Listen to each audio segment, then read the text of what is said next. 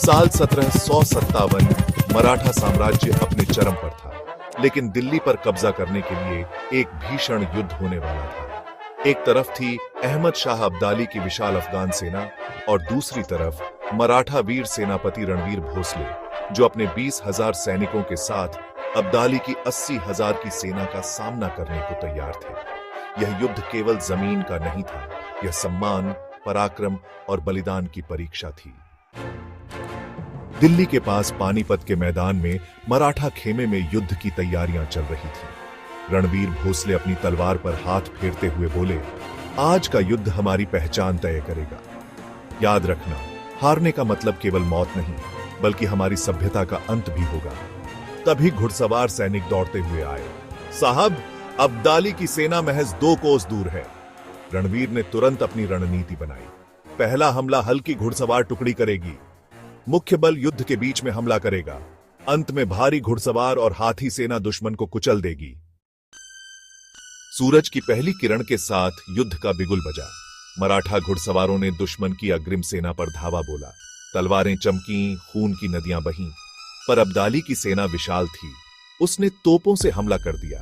मराठा सैनिकों की पंक्तियां बिखरने लगीं, लेकिन तभी रणवीर भोसले खुद घोड़े पर सवार होकर आगे बढ़े। मराठाओं, यह समय पीछे हटने का नहीं, बढ़ने का है। उनकी दहाड़ सुनकर सैनिकों में नया जोश आ गया। वे दुश्मन पर टूट पड़े और अफगान सेना को पीछे धकेल दिया।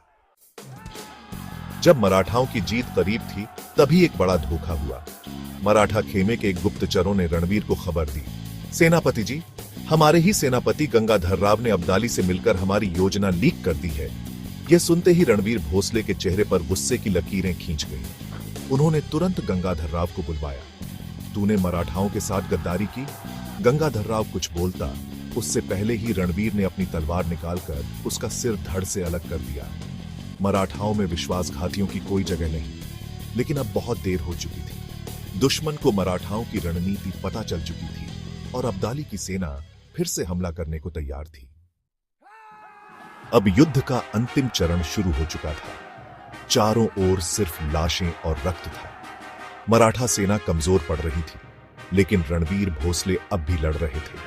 तभी अब्दाली खुद रणवीर से युद्ध करने आया। दोनों के बीच तलवारों की भयंकर भिड़ंत हुई। हर बार पर आग बरस रही थी, लेकिन तभी एक दुश्मन सैनिक ने पीछे से रणवीर पर वार किया। खून की धार बह निकली। रणवीर घुटनों के बल गिर पड़े।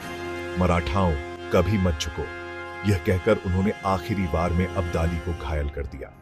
मराठाओं ने रणवीर के बलिदान को देखकर पूरे जोश से लड़ाई लड़ी और अब्दाली की सेना को खदेड़ दिया।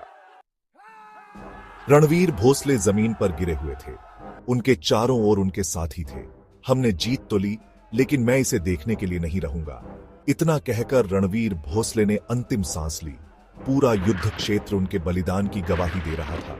उनका नाम इतिहास में अमर हो गया। रणभूमि